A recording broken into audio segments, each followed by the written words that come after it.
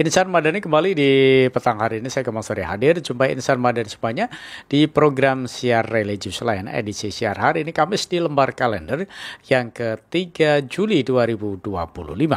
Ini sudah hadir Ustadz Lukman. Segera saja saya sapa. Assalamualaikum Ustaz. Waalaikumsalam warahmatullahi wabarakatuh. Alhamdulillah Ustaz, hari ini kembali bisa menyapa Insan Madani semuanya di Religious Land. Setiap hari Kamis kita banyak mengkaji terkait tentang ketarjian begitu Ustaz ya. Iya. Oke, baik Ustaz. Kemarin dalam penetapan tahun baru atau 1 Muharram ya, nampaknya versi KHGT dengan pemerintah ini ada perbedaan Ustaz ya. Kalau mungkin dalam KHGT atau kalender hijriah global tunggal, ini versinya Muhammadiyah kan 1 Muharram hari Kamis begitu ya. Tapi pemerintah pada hari Jumat. Nah ini bagaimana kita sebagai warga utamanya Muhammadiyah begitu ya menyikapi hal ini Ustaz? Ya, terima kasih Bang Komang ya. Kalau kita ikuti ya di hari Rabu tanggal 25 Juni 2025 ya. Pimpinan Pusat Muhammadiyah meluncing KHGT. KHGT itu K-nya itu kalender, H-nya hijriyah, G-nya itu global, T-nya tunggal. Tunggal itu ya. Sudah dilonceng di Universitas Aisyah di Jogja, di Masjid Walidah Dahlan ya. Artinya kita di Muhammadiyah sudah resmi menggunakan KHGT. KHGT itu upaya kita untuk menyatukan umat Islam di dalam satu kalender hijriah. Karena selama ini sudah 14 abad Bang Komang, umat Islam itu belum punya kalender hijriah global yang disepakati oleh semua umat Islam di seluruh belahan dunia ini. Oh, gitu ya. Artinya ada kalender lokal, tapi itu kan hanya berlaku di tiap negara. Di Indonesia saja itu kan ada beberapa versi ya Bang Komang. Muhammadiyah punya, kemudian Lajnah Falakiyah atau di NU itu punya, pemerintah juga punya kalender hijriah, tapi sifatnya lokal. Nah, lokal. Yang dilonceng oleh Muhammadiyah itu sebenarnya follow up dari konferensi unifikasi kalender yang ada di Turki tahun 2016 Bang Komang. Oh, gitu. Di sana negara yang ikut dalam konferensi tersebut menyepakati bahwasanya umat Islam ini penting untuk memakai atau menggunakan kalender global hijriyah tunggal. Dalam upaya kita menyaur hutang peradaban atau membayar utang peradaban Bang Komang, karena kita selama ini kan belum punya kalender hijriah global ya. Sebagai buktinya satu hari tidak selalu satu tanggal Pak, atau satu tanggal tidak satu hari Bang Komang ya. Misalnya Idul Fitri itu kan kita sepakat tanggalnya 1 Syawal gitu. Kemudian kita mengawali puasa Ramadan harus 1 Ramadan Bang Komang. Terus Idul Adha itu 10 Dzulhijjah. Tapi kenyataannya sering berbeda. Ya, tanggalnya kita sepakat, tapi harinya yang kita tidak sepakat. Gitu, berbeda dengan kalender Syamsiyah atau Masehi ya.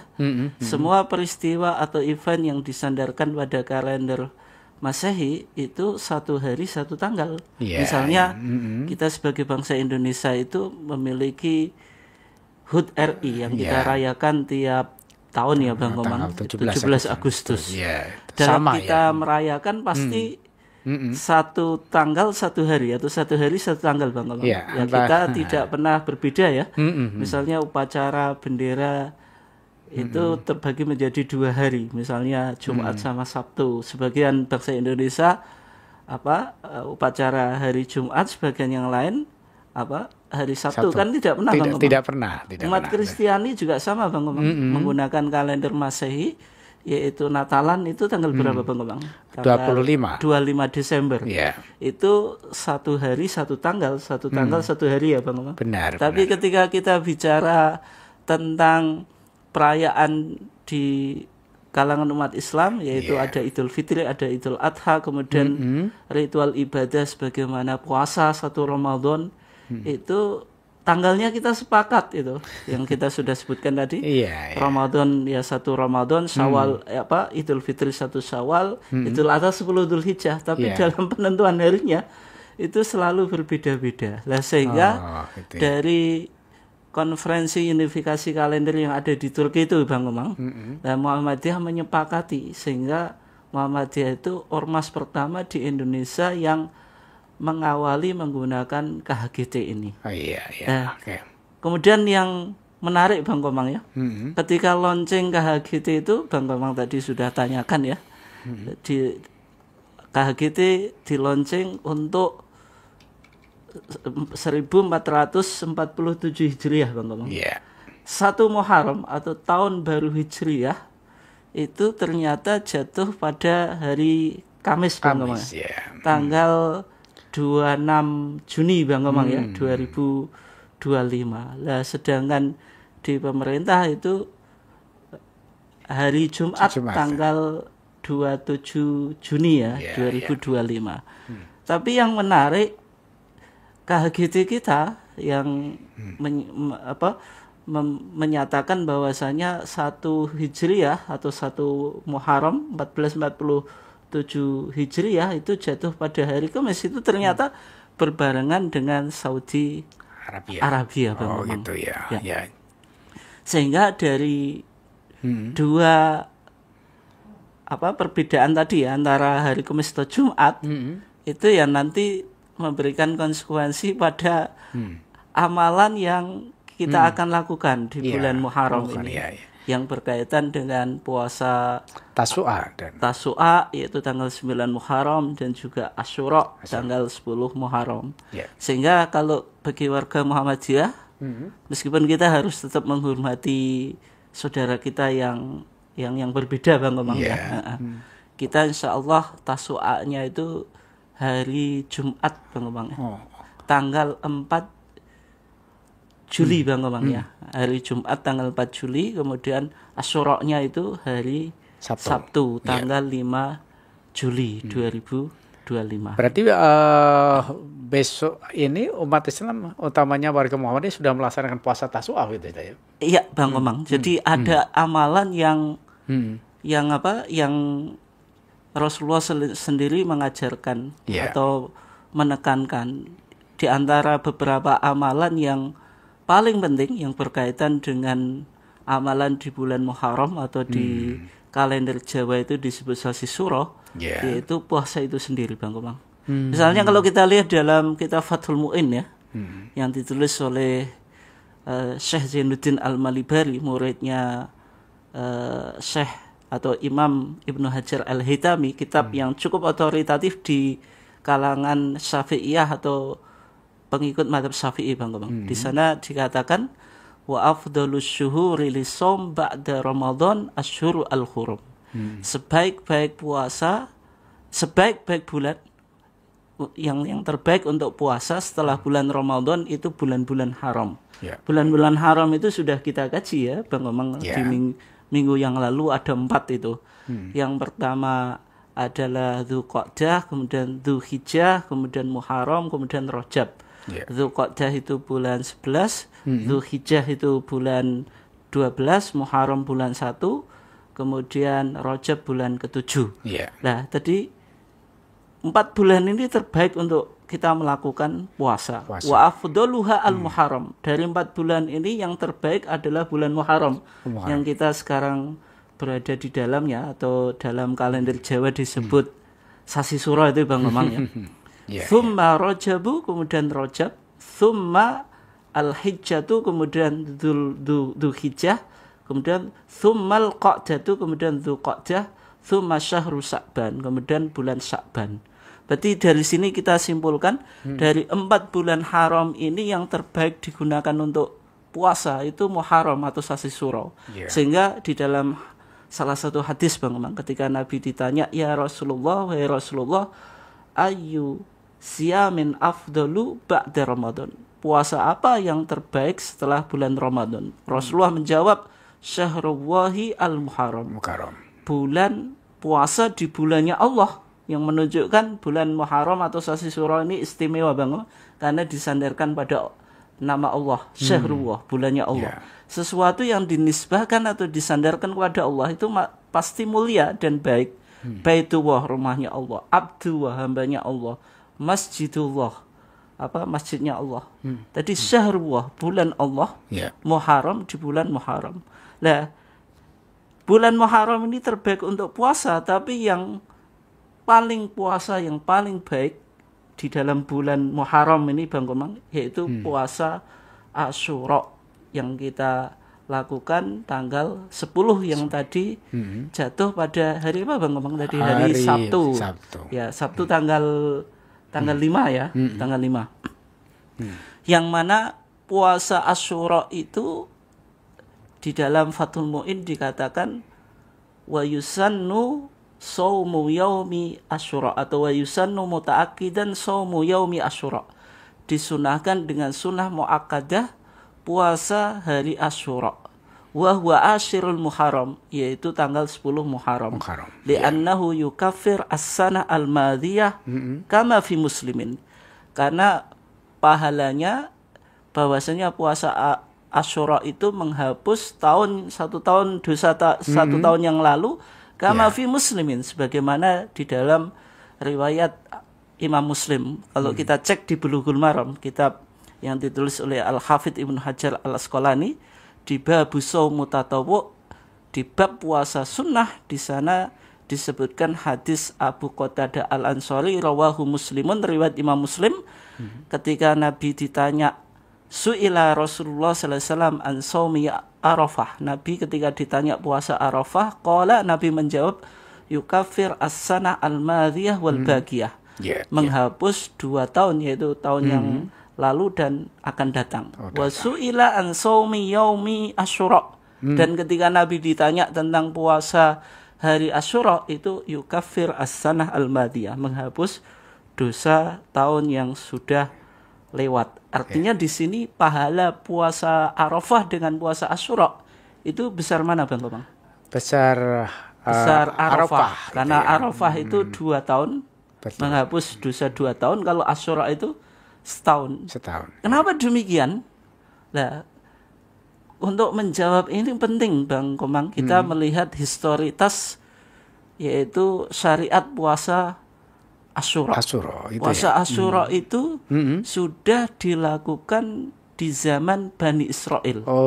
Atau sudah dilakukan oleh orang Yahudi. Ketika Nabi hijrah ke kota Madinah, itu Nabi melihat orang Yahudi itu mengagung-agungkan hari Asyura. Kemudian Nabi bertanya, "Ma hadza?" Apa ini? Atau hari apa ini?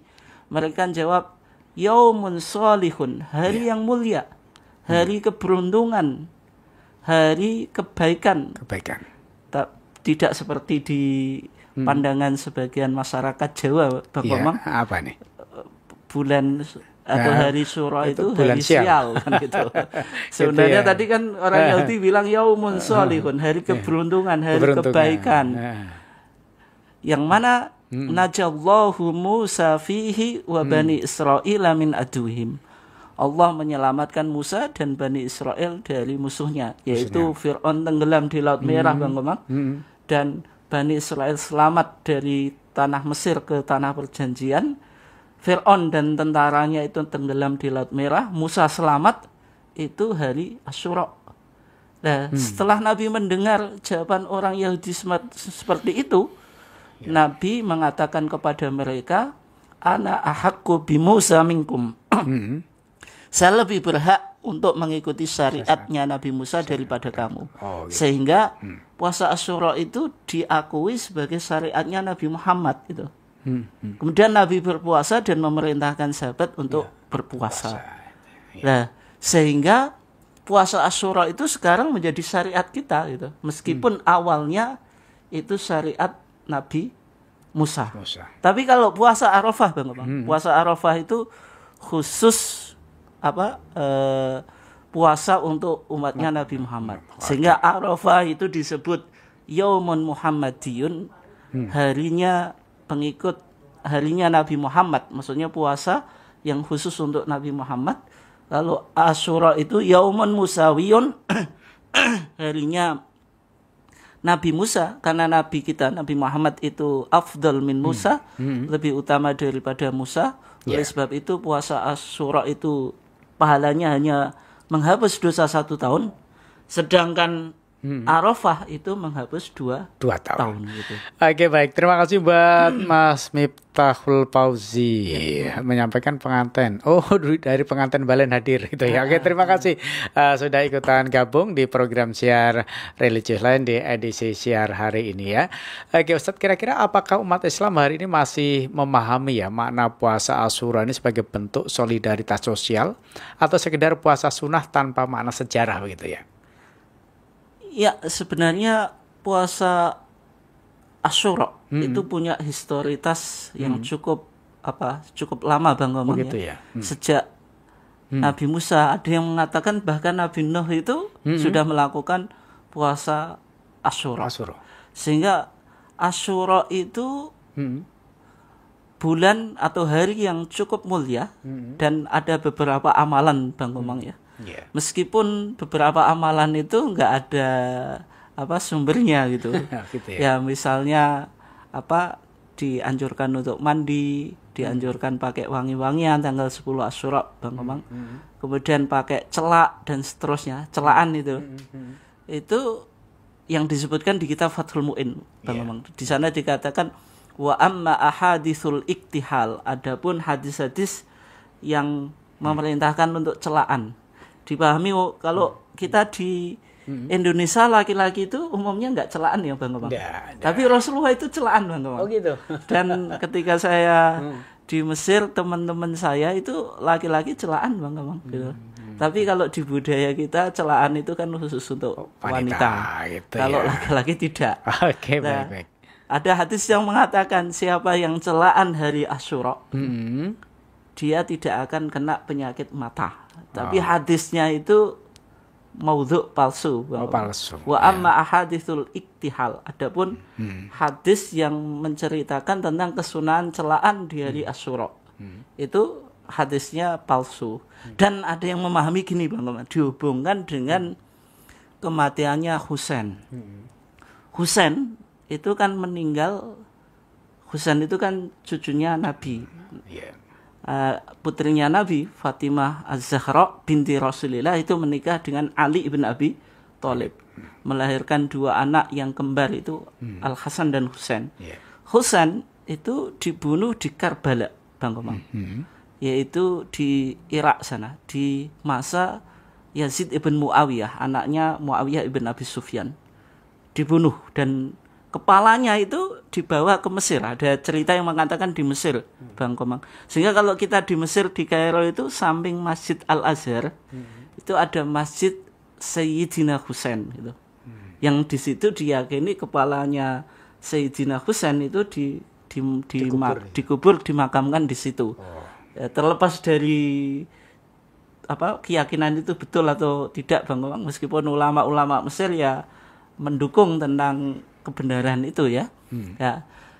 Husain itu kan meninggal itu di hari Asyura di tanah namanya Karbala. Sehingga orang Syiah, ada Sunni ada Syiah kan, apalagi kita sekarang lagi rame-ramenya memperbincangkan antara konflik Israel dengan Iran. Kemudian Amerika ikut campur kan, kalau kita dulu kan Iran bertempur, Amerika ikut campur. Ya, qasidah itu. Nasidariyah gitu ya.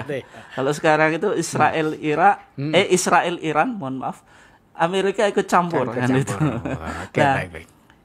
Iran itu kan negara Islam yang mazhab teologi atau mazhab akidahnya itu kan Syiah Bang Komang. Dan mereka tiap hari Asyura itu melakukan peringatan Karbala. Peringatan Karbala itu dengan menyiksa badannya Bang Komang.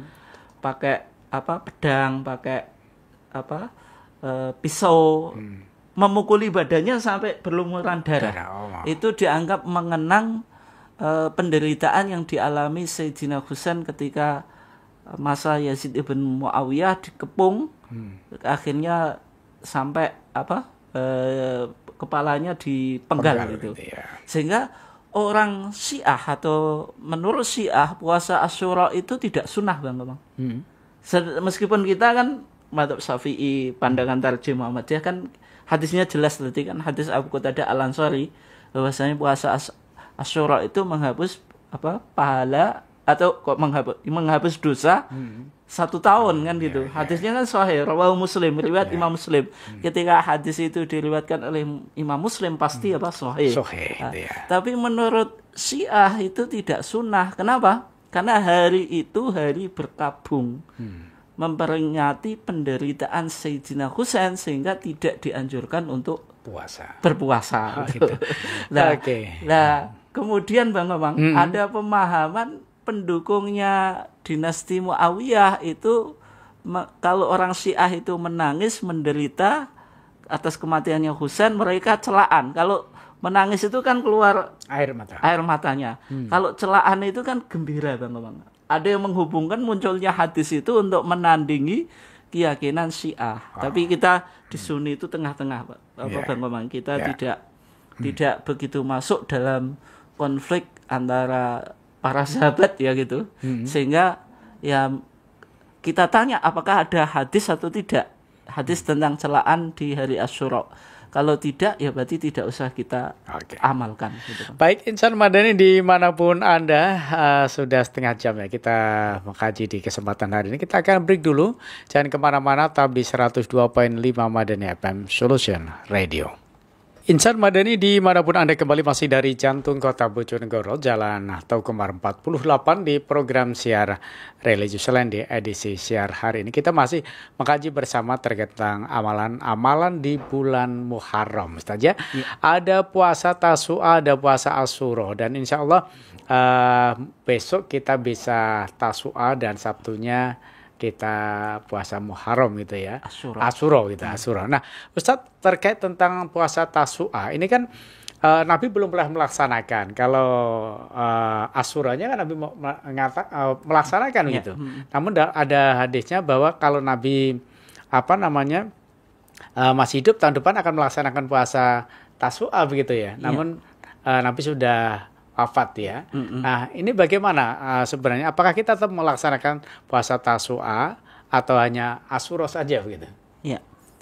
Kalau kita lihat di Fathul Mu'in Bang Komang tadi dikatakan wa Tasu'a, yaitu disunahkan juga puasa Tasu'a.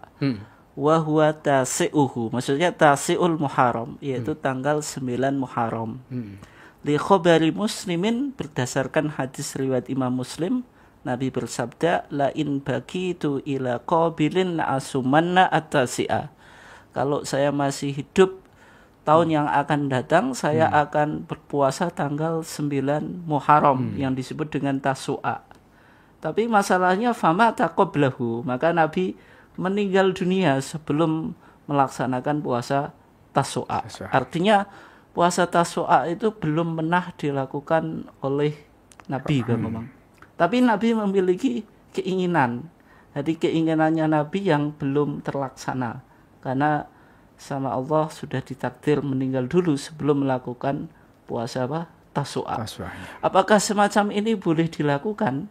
Padahal kalau kita membahas tentang sunnah Bang Komang, sunnah itu apa yang dikatakan Nabi, apa yang dilakukan Nabi, dan juga ketetapan atau persetujuannya Nabi. Sehingga sunnah itu kan ada yang pertama as-sunnah al-qauliyah, apa yang diucapkan Nabi. Misalnya Nabi bersabda berkaitan dengan sholat ya, shollu kama ra'aitumuni usolli. Kita disuruh sholat sesuai dengan cara sholat Nabi. Pentingnya niat, innamal a'malu binniyat, sesungguhnya amalan itu ditentukan dengan niatnya. Kemudian ada sunnah fi'liyah, apa yang dilakukan oleh Nabi. Misalnya Nabi mempraktekkan kaifiyah atau tata cara sholat. Nabi mempraktekkan manasik al-hajj, yaitu manasik haji. Yang dilakukan Nabi itu sunnah fi'liyah. Ada juga as-sunnah at-takririyah Bang, yaitu ketetapan atau persetujuannya Nabi. Maksudnya bagaimana? Yaitu sahabat melakukan perbuatan, Nabi tahu, kemudian Nabi mengiyakan, maksudnya memberikan persetujuan, atau Nabi diam. Diamnya Nabi itu menunjukkan setuju, Bang ngomong. Kalau Nabi tidak mengingari berarti setuju. Ya contohnya hadis yang ada di kitab Bulughul Maram, hadis Ibnu Abbas berkaitan dengan hukum memakan dzab. Dzab itu kadal Arab atau kadal gurun atau kadal padang pasir, Bang ngomong. Disebut dzab. Di sana dalam hadis Ibnu Abbas dikatakan ukila adzabbu ala ma'idati Rasulillah sallallahu alaihi wasallam. Dzab itu dimakan di depan meja hidangannya Rasulullah. Ada seorang sahabat namanya Khalid Ibnul Walid, Bang. Itu dia mendapatkan ya semacam, kalau bahasa Jawa itu iter-iteran. Wewean ya Bang ya. Iya, ater-ateran. Ater-ateran ya, ater-ateran atau wewean ya. Dari bibitnya ya. Kemudian dimasak di rumahnya Nabi ya. Kemudian dzab itu dihidangkan. Khalid bin Walid itu makan di depan Nabi. Ketika Nabi ditawarin untuk ikut makan, Nabi bilang innahu laisa bi ardi qaumi. Sesungguhnya dzab itu kadal gurun atau kadal padang pasir atau kadal Arab itu nggak biasa dikonsumsi oleh penduduk Madinah gitu. Karena penduduk Madinah itu nggak biasa mengonsumsi dzab itu. Nah, sehingga ini hukumnya halal gitu. Dzab itu halal. Cumanya di Jawa, Bang Komang, ini saya sampaikan sebentar ya. Biar kita lebih paham. Di Jawa itu Kiai Jawa dulu memaknai dzab itu sliro. Sliro itu biawa atau nyabi. Ukila den pangan apa adzabu sliro, maksudnya biawa atau nyabi ala maidati Rasulillah ing dalem meja hidangane Rasulullah. Nah, ketika Ki Jawa memaknai dzab itu sliro, itu dulu nggak ada masalah, dan memang Ki Jawa itu ingin melakukan kontekstualisasi, Bang, yaitu menerjemahkan dzab hewan ini nggak ada di Pulau Jawa karena memiliki kemiripan dengan biawak atau nyabi, maka diterjemahkan sliro gitu. Tapi pada waktu itu kan nggak ada orang yang kayak sekarang, Bang Komang ya, pencinta atau penikmat kuliner ekstrim itu. Yang sekarang ada rica-rica biawak atau nyabi, Bang Komang ya. Sate nyabi atau apalah gitu. Yang sebenarnya antara dzab dengan nyabi itu berbeda gitu. Kalau dzab itu yang dimakan rumputan, Bang Komang. Kalau nyabi itu kan daging-dagingan, ayam, telur ayam pun juga disikat, Bang Komang gitu. Sehingga beda antara nyabi dengan dzab. Oleh sebab itu nyabi itu haram, Bang Komang. Karena dalam hadisnya kan kullu dzinabin minas sibai fa aklu haram. Setiap binatang yang memiliki taring itu haram untuk dimakan. Sedangkan dzab itu halal. Sehingga kesimpulannya di sini ada sunnah takririyah, yaitu Nabi mengiyakan atau membiarkan Khalid Ibnul Walid makan dzab di depannya Nabi. Itu disebut sunnah takririyah. Ada yang keempat yang menambahi dari hadis puasa Tasu'a tadi, Bang Komang.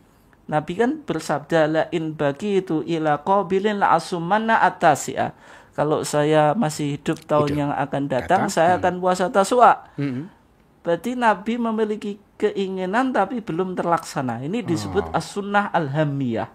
Keinginannya Nabi yang belum terlaksana, maka boleh kita ikuti, Bang Komang. Boleh kita ikuti meskipun belum dilakukan oleh Nabi. Sehingga kalau kita bicara Fathul Mu'in itu tadi di puasa Tasu'a itu termasuk sunnah muakkadah.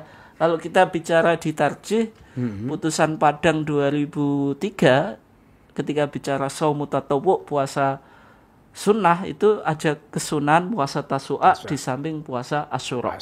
Hikmahnya apa? Hikmahnya kenapa Nabi puasa Tasu'a di Fathul Mu'in atau dalam keterangan kitab yang lain itu mukhalafatul Yahud, karena Nabi ingin menyelesaikan ibadahnya orang Yahudi. Asyura itu sudah dilakukan oleh orang Yahudi, kemudian sama Nabi ditetapkan sebagai syariatnya. Sehingga Nabi mengatakan tadi, ana ahaqqu bi Musa minkum, saya lebih berhak mengikuti Musa daripada kamu wahai orang Yahudi. Tapi ketika Nabi mengambil syariat yang sudah ada dari nabi-nabi sebelumnya, itu didatangkan wajhul mukhalafah, sisi perbedaan yang yang menyelisih tradisi umat-umat yang terdahulu. Sehingga kalau orang Yahudi itu hanya puasa Asyura, Nabi juga ingin puasa apa? Tasu'a, supaya beda. Kalau Asyura kan hanya tanggal 10 dan 1 hari. Kalau Nabi ingin supaya beda dengan tradisi orang Yahudi, ibadah atau ritualnya orang Yahudi, Nabi tidak hanya Asyura, tidak hanya puasa Asyura, tapi juga ingin puasa apa? Tasu'a. Meskipun beliau meninggal sebelum melakukan. Tapi pertanyaannya gini Bang Komang, biasanya yang muncul itu. Bagaimana kalau kita puasa Asyura saja? 2 hari itu kan juga berat Bang Komang ya. Apalagi puasa itu menurut sebagian orang berat ya.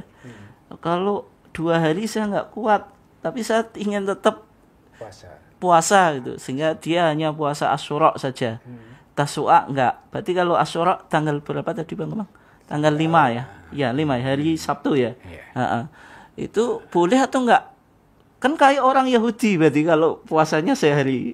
Orang Yahudi kan hanya puasa Asyura. Kalau dia enggak kuat puasa Tasu'a, hanya ingin puasa Asyura, berarti sama dengan orang Yahudi. Ya, kita jawab Bang Komang. Jawabannya itu tidak apa-apa. Di Fathul Mu'in dikatakan wafil dan di dalam kitab Al-Um, yaitu kitabnya Al-Imam Asy-Syafi'i yang ditulis oleh Al-Imam Asy-Syafi'i, la ba'sa ayyufridahu. Tidak mengapa seseorang itu hanya puasa Asyura meskipun tanpa Tasu'a. Yang kedua, tidak menyamai orang Yahudi. Kenapa? Karena Nabi sudah menetapkan puasa Asyura itu sebagai syariatnya. Kan meskipun secara historis itu sudah dilakukan oleh orang Yahudi, tapi Nabi kan mengakui sebagai apa? Syariatnya. Sehingga tidak apa-apa kalau misalnya kita atau ada seseorang yang nggak kuat, saya hanya bisanya Asyura saja. Ya nggak apa-apa gitu. Gitu ya. Oke, boleh ya. Boleh. Oke, baik. Nah, insan madani di manapun Anda, dan kira-kira amalan-amalan apa lagi Ustaz selain puasa Tasu'a dan Asyura ya di bulan Muharram ini? Ya, kita kembali ke tadi Bang Komang. Ada beberapa amalan yang sebenarnya itu nggak ada sumbernya yang jelas itu. Tadi kan kita sudah bahas ya berkaitan dengan iktihal. Iktihal itu celaan ya. Tanggal 10 Muharram atau Asyura itu. Di Fathul Mu'in dikatakan wa amma ahaditsul iktihal. Adapun hadis-hadis tentang kesunahan celaan di tanggal 10 Muharram atau hari Syura itu, hari Asyura, yang tadi hadisnya mengatakan siapa yang celaan di hari Asyura maka tidak akan kena penyakit mata. Itu hadisnya kita tadi katakan maudhu. Kemudian wal ghusli, mandi hari Asyura Bang Komang. Di masyarakat ada atau enggak Bang? Mandi Syura Bang Komang. Ada mandiin keris. Gitu. Tapi itu satu surah ya, tapi ada yang 10 itu. Itu maksudnya mandi kayak mandi untuk Idul Fitri, Idul Adha, atau untuk mandi Jumat. Pakai pakaian yang terbaik gitu. Yang semacam itu juga hadisnya maudhu itu. Apalagi keyakinan Jawa dihubungkan dengan mandi yang berkaitan dengan kesaktian tadi gitu. Mandiin keris atau dan seterusnya itu tentu nggak betul ya. Wa tatayyub, pakai wangi-wangian. Famin wad'il kadzabin, termasuk hadis-hadis yang dipalsukan oleh para pendusta. Kemudian gini Bang Komang, ada lagi nih. Tapi mungkin sudah lewat ya. Itu yang berkaitan dengan tobhul hubub itu, yaitu masak jenang atau bubur suro. Bubur suro itu kan terdiri dari 7 macam biji-bijian. Enggak hanya dari ketan Bang Komang, tapi juga ada biji-bijian yang lain. Tapi mungkin kalau di masyarakat bikin bubur suro tapi mungkin sudah nggak lengkap ya. Oh, gitu. Karena kan susah juga ya. Nah itu ceritanya dihubungkan dengan keluarnya Nabi Nuh dari kapal. Ada satu hadisnya juga maudhu, palsu Bang Komang. Di sana dikatakan wa akhraja Nuhan minas safinah. Hari Syuro atau 10 Muharram itu Allah mengeluarkan Nuh dari kapal gitu. Nah, ketika Nuh keluar dari kapal kan dengan pengikutnya kan di kapal karena ada banjir yang disebut tufan itu kan. Tufan Nuh yaitu banjir yang terjadi di masa Nabi Nuh. Semua dunia itu kan tenggelam Bang Mamang. Yeah. Kecuali yang selamat yang ikut kapalnya Nabi Nuh. Ketika Nabi Nuh beberapa hari bersama pengikutnya, maka pada hari Syuro atau 10 Muharram, maka Nabi Nuh sudah bisa mendarat di daratan. Yeah. Ketika mendarat di daratan, itu bekalnya sudah mulai berkurang Bang. Habis ya. Mulai sudah habis. Yeah. Sehingga mereka kelaparan itu. Sama Nuh disuruh tiap orang itu membawa satu genggam, misalnya dari gandum, dari padi dan seterusnya sampai 7 ya. Kemudian dimasak rame-rame dan makanan itu membawa berkah sehingga disebut bubur suro kalau di Jawa. Okay. Semacam itu kan dihubung-hubungkan saja tapi nggak ada dalil secara khusus gitu. Kalau mau sedekah ya sedekah itu kapan saja boleh Bang Komang ya. Mau bikin bubur yang kayak bubur suro kapanpun juga boleh. Tapi kalau dipahami ini ada hadisnya dan harus dilakukan misalnya di hari yang ke-10 dari bulan Muharram ini ada tuntunannya yang itu yang tidak boleh. Gitu. Oke. Baik, dan perlu kalau kita mengikuti KHGT tadi Ustadz ya, jadi tanggal 10 Muharramnya berarti besok hari Sabtu ya. Dan besok Jumat ini berarti Tasu'a begitu ya. Oke, kira-kira apa tantangan terbesar Muhammadiyah dalam memperjuangkan KHGT sehingga nanti sehingga antara pemerintah dan ormas ini bisa sama gitu. Ya tentu tantangannya cukup berat Bang Komang. Paling enggak tantangan internal ya. Internal itu dari internal warga Muhammadiyah. Sosialisasi KHGT itu kan belum maksimal Bang Komang itu. Ya, kemarin masih juga banyak, ketika kemarin ucapan satu Hijriah itu kan juga banyak. Mayoritas dari kaum kita yang bikin flyer itu hari Jumat. Padahal Muhammadiyah sudah hari Kamis gitu ya. Artinya di internal Muhammadiyah sendiri itu masih belum banyak update ya.